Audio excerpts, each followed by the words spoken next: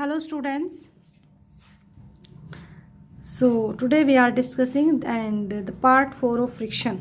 In our previous part we are discussing force of friction, force of angle of friction, angle of repose, जो repose angle हमने discuss किया था, coefficient of friction हमने discuss किया था। ठीक है, आज हम क्या करेंगे, आज हम एक्सेलरेशन फाइंड आउट करेंगे जब कोई बॉडी इंक्लाइन प्लेन पे मूव करती है, और वर्क डन फाइंड आउट करेंगे। ठीक है, और हम पढ़ेंगे कि फ्रिक्शन एक नेसेसरी इविल है, वो कैसे है। ठीक है, फ्रिक्शन को चेंज करने के मेथड पढ़ेंगे। तो काफ़ी छोटे छोटे टॉपिक्स हैं जो आज हम डिस्कस करने वाले हैं। ओके, तो this is our part 4 class 11th physics and chapter 5. So let's start students.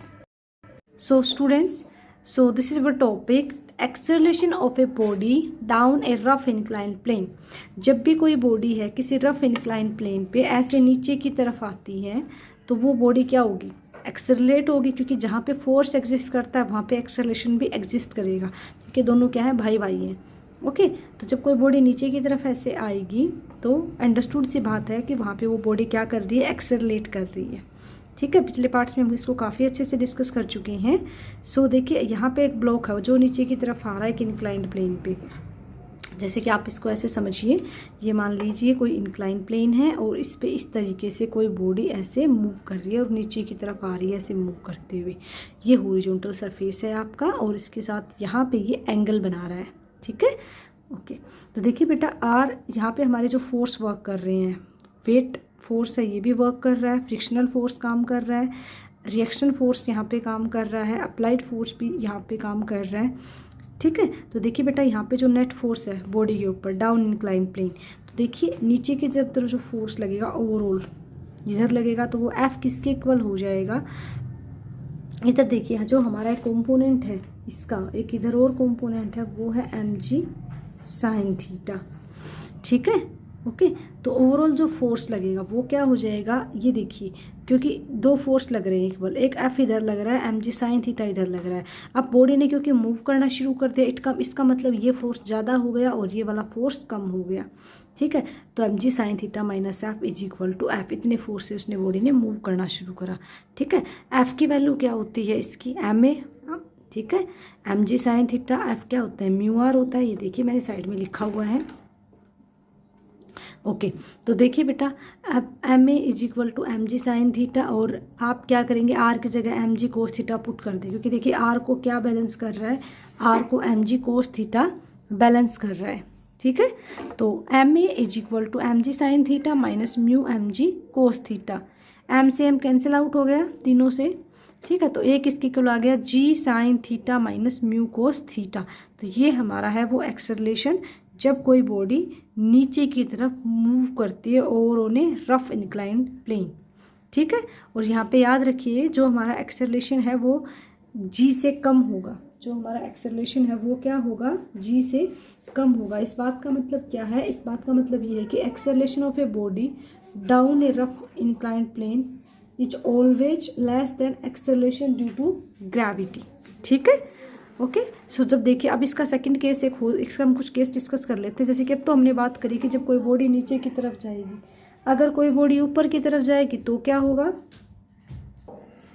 Okay, तो अब देखो ये केस भी हो सकता है कि जब कोई बॉडी है वो ऊपर की तरफ मूव करे इंक्लाइन प्लेन में, जैसे कि ऐसे ऊपर की तरफ इस तरीके से। ठीक है, तो force of friction is down the plane. Okay, so इसमें क्या होगा, जब हमें किसी बॉडी को ऊपर भेजना है तो हमें उसके ऊपर एक्स्ट्रा फर्ट लगाने पड़े, क्योंकि देखिए बेटा, जब कोई बॉडी नीचे आती है ना तो हमें एक्स्ट्रा फर्ट लगाने की नीड नहीं होती, एक्सेलरेशन ड्यू टू ग्रेविटी, कोई बॉडी है अपने आप ही नीचे आ जाती है। ठीक है, लेकिन अगर किसी बॉडी को आपको ऊपर फॉरवर्ड करना है तो हमें एक्स्ट्रा फर्ट लगाने पड़ते हैं उस बॉडी के ऊपर, ताकि वो बॉडी नीचे आ जाए। ठीक है, ऊपर जाए। तो देखिए जहाँ पे जो फोर्स लगेगा, अगर कोई बॉडी इस तरीके से, सेम केस रहेगा, इस वाले केस में ये बॉडी क्या करेगी, ऊपर की तरफ मूव करेगी। अगर बॉडी ऊपर की तरफ मूव करेगी तो दोनों फोर्स क्या हो जाएंगे, आपके ऐड हो जाएंगे। याद रखो, अगर बॉडी ऊपर मूव कर रही है तो दोनों फोर्स को हम ऐड करेंगे, नीचे आ रही है तो हम उसको सबट्रैक्ट करेंगे। तो यहाँ पे जो फोर्स होगा वो क्या हो जाएगा, M G sine theta plus F, M G common ले लेंगे, sine theta plus mu cos theta. अब ये कैसे आया, देखिए ये हमने ऑलरेडी इसको सोल्व किया हुआ है। ये मैंने डाउन वाले के लिए किया था, तो सिमिलरली आप अप वाले के लिए भी करेंगे। अप वाले में जब बॉडी ऊपर जाएगी तो यहाँ पे सिर्फ प्लस का सिंबल आ जाएगा, इतना ही फर्क रहेगा, ठीक है। और देखिए एक बात और ध्यान रखिए, इस वाले केस में जो अपना ए है वो क्या रहेगा, ग्रेटर देन जी रहेगा, ठीक है, ये आपको ध्यान रखना है। अब देखिए हमारा नेक्स्ट टॉपिक है work done in moving a body over rough horizontal surface. जैसे कि अगर मान लो ये कोई सरफेस है, ये पेज आपका जो बुक का है, और इस पर कोई बॉडी यहाँ पे रखी हुई है, ठीक है, तो वो हम इस बॉडी को यहाँ से लेकर यहाँ पे मूव कराते हैं। तो देखिए जब इस बॉडी को मैंने यहाँ से यहाँ मूव कराया तो इस पर मैंने कुछ काम किया, वो हमें फाइंड आउट करना है, ठीक है, यहाँ से यहाँ पे इसको मूव कराने में, क्लियर, ठीक है। तो ये आपके मैंने 2D विजुअलाइजेशन देर बना रखा है, ये आपका 3D है। तो ये आपको पता ही है कि मैंने इसके ऊपर ऐसे फोर्स अप्लाई करा ना, तो ये अप्लाइड फोर्स इधर चला गया, फ्रिक्शन फोर्स इधर काम करेगा, R reaction force normal reaction, और ये mg इसका वेट हो जाएगा। तो यहाँ से यहाँ तक जब इस बॉडी ने यहाँ से लेकर यहाँ तक जब इसने डिस्प्लेसमेंट किया है, तो उसने एक डिस्प्लेसमेंट कवर किया। तो देखिए सो हमारी स्टार्टिंग कंडीशन में उसमें एफ अपना पी के इक्वल है, ठीक है। तो फोर्स क्या होता है, हमने पढ़ा हुआ फोर्स वर्क क्या होता है, फोर्स इंटू डिस्प्लेसमेंट, यानी कि आप पी इंटू एस भी कह सकते हैं। तो वर्क क्या हो जाएगा, आप म्यू आर होता है आपका इंटू एस, तो आर की जगह एम जी पुट कर दो तो क्या आ जाएगा, म्यू एम जी एस। तो ये हो जाएगा हमारा वर्क डन, ठीक है, when we are applying force on a body, ठीक है। ये एक रफ हॉरिजॉन्टल सरफेस की हम बात कर रहे हैं। अब अगर मान लो सरफेस इस तरीके का हो, इंक्लाइंड हो, तो वर्क डन क्या होगा, ठीक है। तो भी हम ये वर्क डन निकालते हैं, चलिए उसको भी हम सोल्व कर देते हैं, ओके। देखिए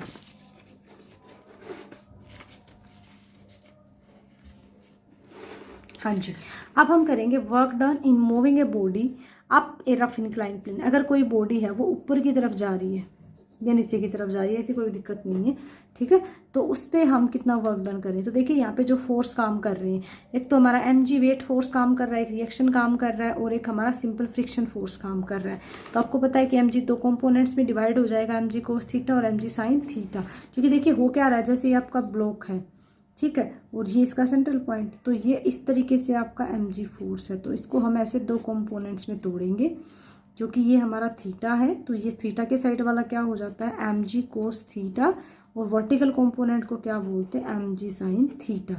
इसको कौन बैलेंस करेगा, इसको बैलेंस करेगा अप्लाइड फोर्स, और इसको बैलेंस करेगा अपना नॉर्मल रिएक्शन। तो ये क्या हो जाएंगे, आमने सामने वाले बैलेंस हो जाएंगे, और ये वाले बैलेंस हो जाएंगे, ठीक है। तो देखिए mg cos theta r is equal to r, this is first equation, और p हो जाएगा mg sine theta plus F.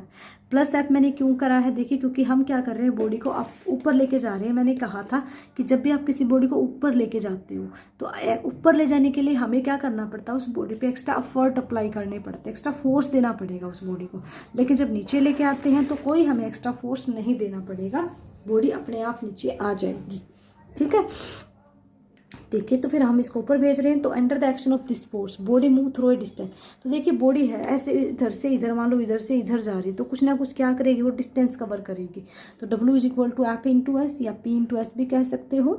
तो देखिए आपकी जो फोर्स की, जो अप्लाइड फोर्स की वैल्यू है वो क्या है, mg sine theta plus S. P की वैल्यू हमने निकाली हुई है, ये यहाँ पे पुट कर देंगे और एस को एस रखेंगे, ठीक है। अब हम क्या करेंगे, इक्वेशन 2 का यूज करेंगे, और mg साइन थीटा एफ की जगह क्या पुट कर देंगे, म्यू आर, ठीक है। एफ की जगह क्या पुट कर देंगे, म्यू आर। ये mg साइन थीटा कहाँ से आया, इक्वेशन 2 से आया है, ओके। तो W mg sine theta plus mu, R की जगह क्या रखेंगे, mg cos theta, from equation 1। R की जगह क्या रखेंगे, mg कोस थीटा, यहाँ पे पुट करा इनटू एस। तो W क्या हो जाएगा, mg sine theta plus mu cos theta. mg हमने क्या करा, कॉमन ले लिया, तो ये हमारा आ गया वर्क डन जब कोई बॉडी रफ इंक्लाइंड सरफेस पे मूव करती है, ठीक है। और किधर मूव करेगी, ऊपर की तरफ। और सिंपल अगर हॉरिजॉन्टल सरफेस पे मूव कर रही थी, तो हॉरिजॉन्टल सरफेस पे हमने निकाला था W is equal to mu mg into S, ठीक है। ये हॉरिजॉन्टल सरफेस पे वर्क डन था, और ये हमारा है इंक्लाइन प्लेन पे वर्क डन, ठीक है। तो आपको ये सारा समझ आ गया, हाँ जी। देखिए अब क्या कह रहे हैं ये क्वेश्चन, अब हम क्या करेंगे बेटा, इस पे बेस्ड कुछ न्यूमेरिकल प्रैक्टिस करेंगे, ठीक है। हाँ जी, देखिए ये अब हमारे पास एक क्वेश्चन है। क्वेश्चन क्या कह रहा है, cricket ball roll on ice. एक क्रिकेट बॉल है, आइस पे रोल अप कर रही है। इसको वेलोसिटी है 5.6 मीटर पर सेकेंड। ओके, और कुछ टाइम बाद वो बॉडी क्या आ जाती है, रेस्ट में आ जाती है आफ्टर ट्रैवलिंग सम डिस्टेंस, कुछ डिस्टेंस कवर करने के बाद। हमें निकालना है म्यू। ओके, तो देखिए बेटा, कोई बॉडी है, कोई बॉल है, वो उस पर ट्रैवल कर रही है। तो जो ये बॉल होगी हमारे पास, इस बॉल की ये इनिशियल स्पीड है जहाँ पे वो मूव कर रही है। तो u कितना दे रखा है बॉडी का, 5.6 metre per second. Finally body क्या आ जाती है, रेस्ट में आ जाती है। तो फाइनल वेलोसिटी हो जाएगी 0। और डिस्टेंस कितना कवर कर रहा है, 8 मीटर। ओके, g हमारे पास हमें पता है कितना होता है, 9.8 metre per second square.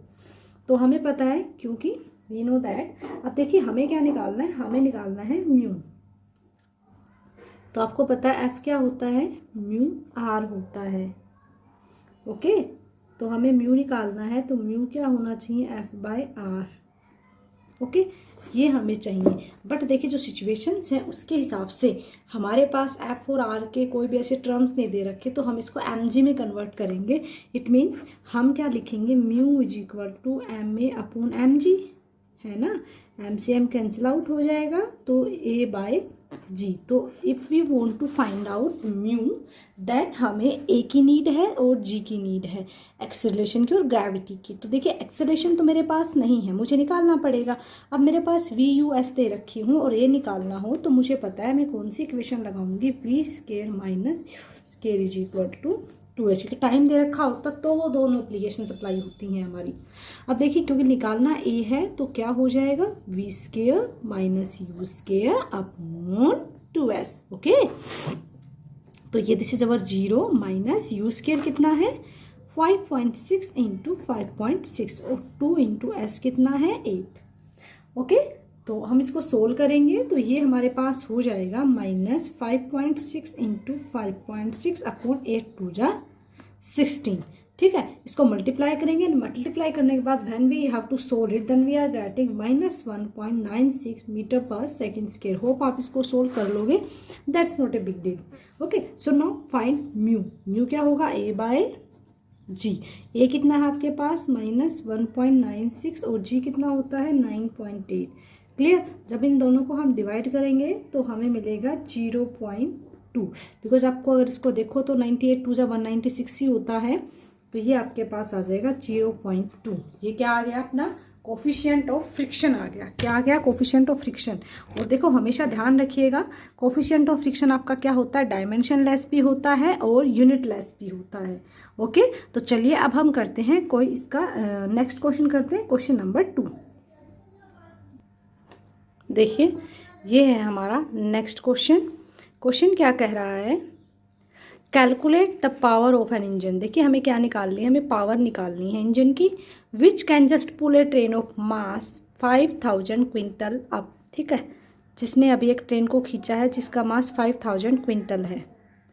Okay, and incline of 1 in 50 at the rate of 54 kilometre. और इंक्लाइन हुआ है 1 पे 50 के रेट पे हुआ है। ओके, और वो है 50 किलोमीटर पर आवर, ये इसकी स्पीड है। और रेजिस्टेंस जो फ्रिक्शन का दे रखा है 0.8 न्यूटन पर क्विंटल है। जी आपको लेना है 9.8 मीटर पर सेकेंड स्क्वायर। तो चलिए इसको सोल्व करते हैं बेटा। ओके, हाँ जी, देखिए क्वेश्चन में हमें क्या क्या दे रखा है। हमें निकालना क्या है, हमें निकालना है पी यानी कि पावर।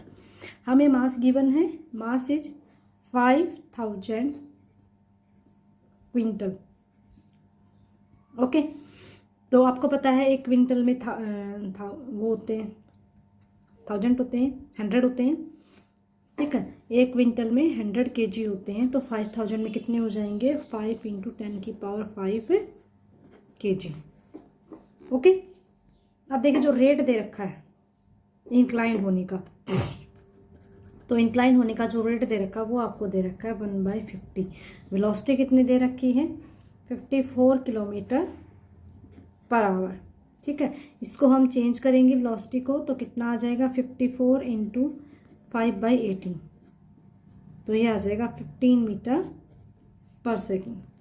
ठीक है, और फोर्स ऑफ फ्रिक्शन कितना दे रखा है, 0.8 न्यूटन पर क्विंटल।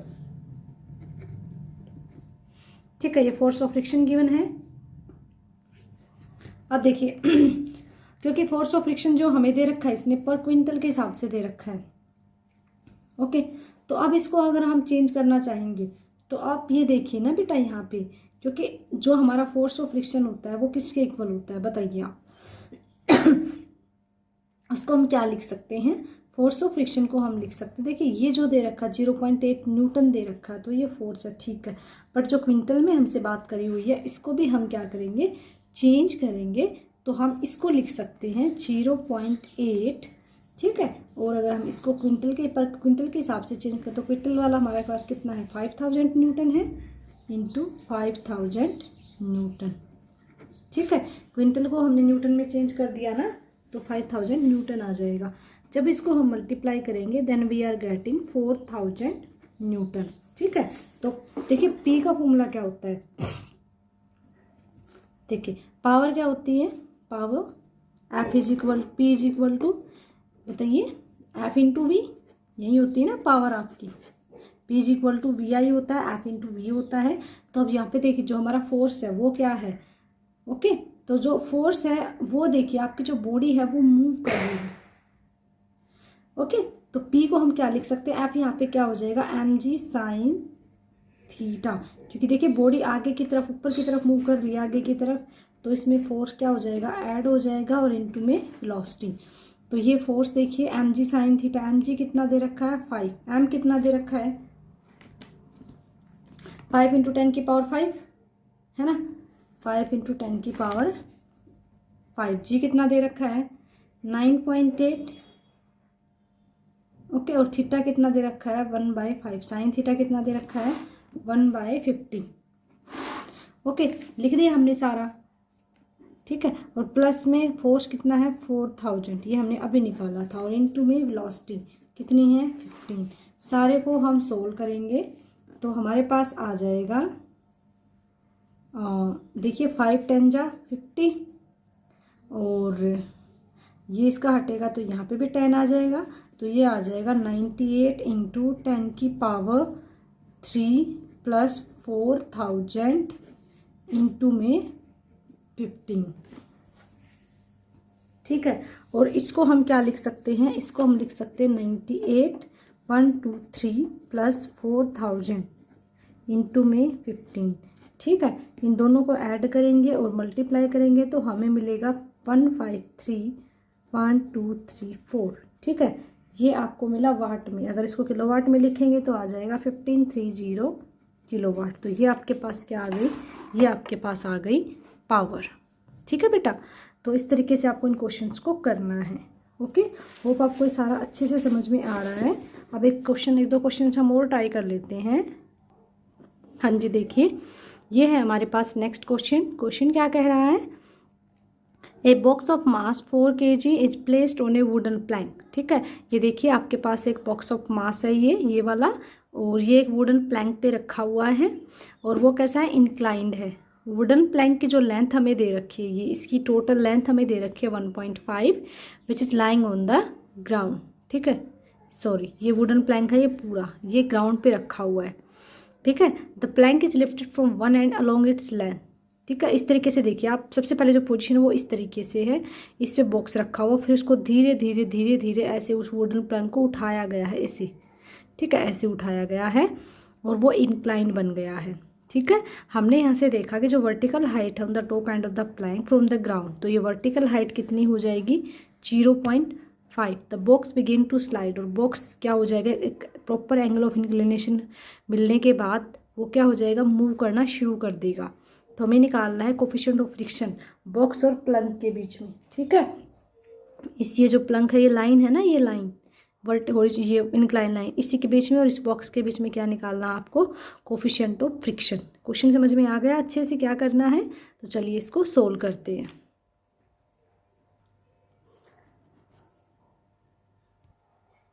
हाँ जी, देखिए क्वेश्चन नंबर 3 क्या कह रहा है कि देखिए मेरे पास है क्या, ये अभी हमने क्वेश्चन देखा था, इसको हम सोल्व करते हैं। तो देखिए जो हमें दे रखा है वो क्या क्या दे रखा है, हमें एम दे रखा है बॉक्स का 4 kg, ओके, जो प्लंक है उसकी लेंथ ए बी, यानी कि इस तरीके से कुछ कंडीशन है ना, ऐसे एक प्लंक है, ये उसको हमने ऐसे उठाया, ये अल्फा एंगल है, ठीक है।